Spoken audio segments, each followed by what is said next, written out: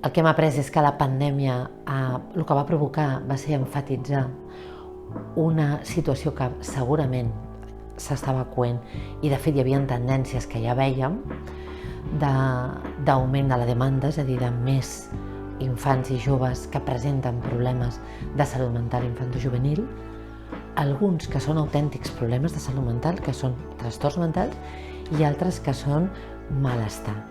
Per tant, el que hem vist és que hi ha un augment del malestar i una disminució de la tolerància al malestar i també un augment de la patologia.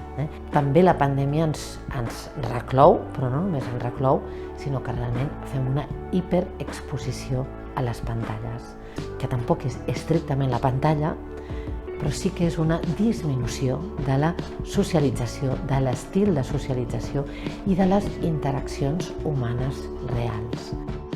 La part de la bona notícia de tot això és que també amb la pandèmia hem sigut molt més capaços i la societat en general, però sobretot els infants i els joves, són més capaços de poder parlar de les seves dificultats en tots aquests àmbits, que en són més però en poden parlar i per tant són més capaços de demanar ajuda. La situació no s'ha normalitzat, tot i que el normal a vegades no sabem el que és. És veritat que postpandèmia immediatament va haver un pic de demanda i d'urgències i de peticions i de malestar molt gran, i aquí sí que hi ha hagut un lleuger decrement. Per tant, podríem dir que aquell pic tan gros ja no hi som, hem baixat, però ens hem estabilitzat a uns nivells, podríem dir, més alts que abans de la pandèmia. L'altre gran, no diagnòstic, però sí situació que ha augmentat d'una forma molt marcada, que té a veure amb el que comentàvem del malestar, és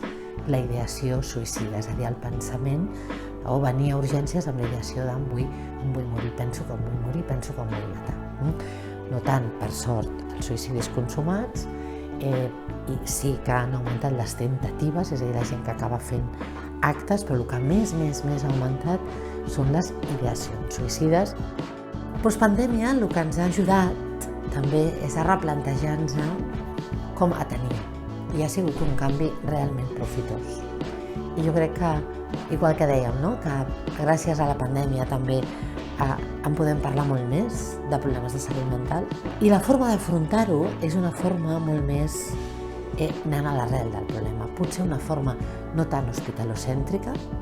i una forma molt més implicant a l'infant i a la seva família i al seu entorn en la resolució. Potser el més important és aquesta visibilització dels problemes de salut mental. Penso que hem fet un camí que ja no farem mai enrere, que és el tema de realment poder-ne parlar. La salut mental és una de les desenes causes de més discapacitat en el món, i realment hi ha molts pocs programes, hi ha molt poca visibilització dels problemes de salut mental, i per tant aquest camí de poder-ne parlar d'una forma molt més oberta, clara i franca és un camí de salut